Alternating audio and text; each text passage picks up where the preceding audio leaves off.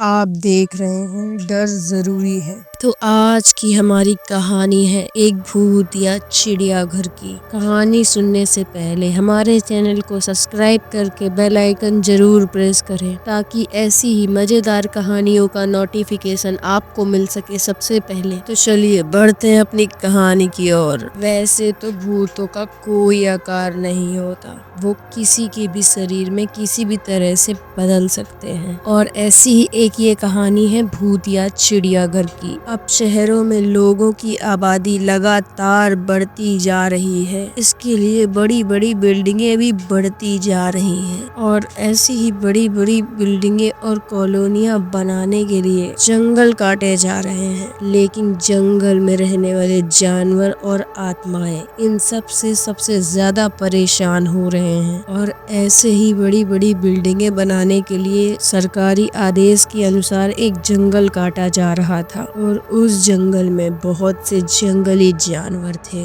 जिनको सुरक्षित करने के लिए एक चिड़ियाघर बनाने का फैसला किया गया। और ठीक तभी सरकार के इस निर्णय पर बहुत पुराने खंडहर को चिड़ियाघर में बदल दिया जाता है और काटे हुए जंगलों से जितने भी जानवर पकड़े गए हैं उन्हें इसी चिड़ियाघर में लाकर रख दिया जाता है। लेकिन सभी इस बात से अनजान थे कि ये खंडहर कोई साधारण खंडहर नहीं है, बल्कि भूतों का एक रहस्यमय ठिकाना है। आज भी कई भूत खंडहर के कोने कोने में रहते हैं और सरकार को भूतों की दहशत का नमूना जल्दी ही दिखाई देने वाला था, क्योंकि जितने भी जानवरों को खंडहर में लाया गया था सभी के बर्ताव डरावने हो चुके थे। उनके पिंजड़े के करीब जाते ही वे जोर जोर से आवाज निकालने लगते। मामला जानवरों से जुड़ा था, इसीलिए जानवरों के डॉक्टर को चिड़ियाघर बुलाया गया। लेकिन जानवरों के डॉक्टर को भी कुछ खास जानकारी नहीं मिल पा रही थी कि उनका ऐसा बर्ताव कैसे हो रहा है। सभी जानवरों के खून की जांच करने के बाद भी उनके शरीर में किसी तरह का कोई इन्फेक्शन नहीं पाया जाता।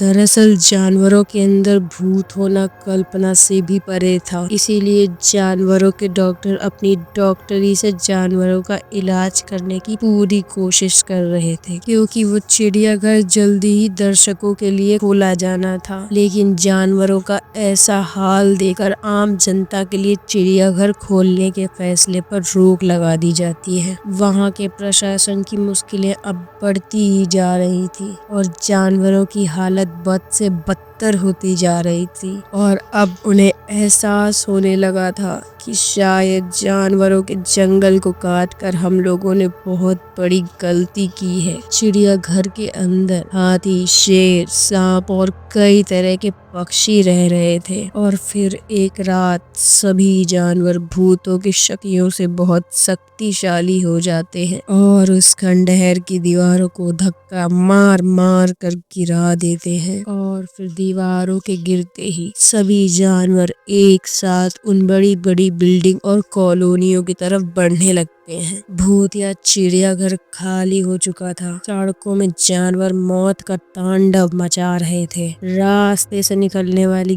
गाड़ियों को हाथी अपने हमले से मार रहे थे और शेर, चीते इंसानों को कई टुकड़ों में काट रहे थे। शहर की सड़कों पर खून की नदियां बहने लगी और प्रशासन हाथ में हाथ धरे बैठा रहा। और तब किसी को कुछ समझ में नहीं आ रहा था कि इतने सारे जानवरों को कैसे काबू में किया जाए। सारे शहर में कर्फ्यू लगा दिया गया। सभी को लग रहा था कि जंगली जानवर अचानक जंगलों काटने से पागल हो चुके हैं, इसीलिए ये जानवर इतना तांडव मचा रहे हैं। किसी भी कानून में इंसानों की जान को जानवरों की जान से ज्यादा अनमोल बताया जाता है, इसीलिए जंगली जानवरों को मारने के आदेश जारी कर दिए गए और आदमखोर जानवरों को हेलीकॉप्टर की मदद से ट्रैक किया जाने लगा। शहर के चारों तरफ मौत मंडरा रही थी और जानवर अब उन कॉलोनियों में घुसकर उन लोगों के घर तोड़ रहे थे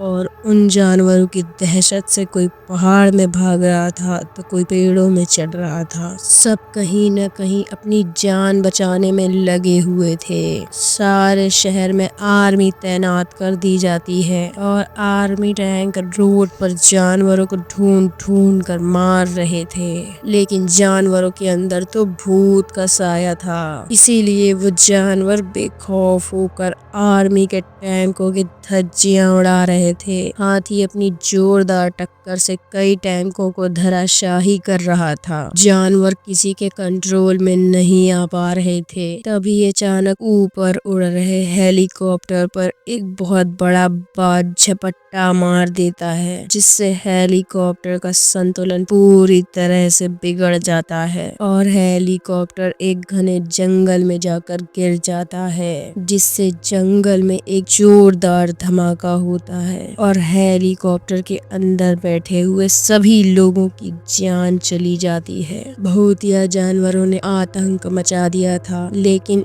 इसके लिए जिम्मेदार हम लोग थे, जिन्होंने उनके जंगलों को अपने फायदे के लिए काट दिया और उन जंगली जानवरों को मजबूरी में उस भूतिया चिड़ियाघर में आना पड़ा। आर्मी की गोलियों से एक शेर मर जाता है, जिसे उठाकर जांच के लिए लाया जाता है, ताकि उसकी जांच से पता लगाया जा सके कि सभी जानवर किस वजह से ऐसा बर्ताव कर रहे हैं। सभी जांचों की रिपोर्ट आने के बाद वैज्ञानिकों को पता चलता है कि जानवरों के मानसिक हार्मोन्स में परिवर्तन हुआ है और ये बदलाव कुछ समय पहले ही हुआ है, लेकिन ऐसा क्यों हुआ और जानवर ऐसा किस वजह से कर रहे थे, इसका पता खंडहर के अंदर ही चल सकता था। वैज्ञानिकों को खंडहर में कुछ शक पैदा होता है, इसीलिए वे जांच करने के लिए अपनी सभी मशीनों के साथ उसी भूतिया चिड़ियाघर में पहुंच जाते हैं और सारे खंडहर के कोने कोने की फ्रीक्वेंसी की जांच करते हैं। तब उन्हें अपने डिवाइस पर आत्माओं के होने के संकेत दिखाई देते हैं।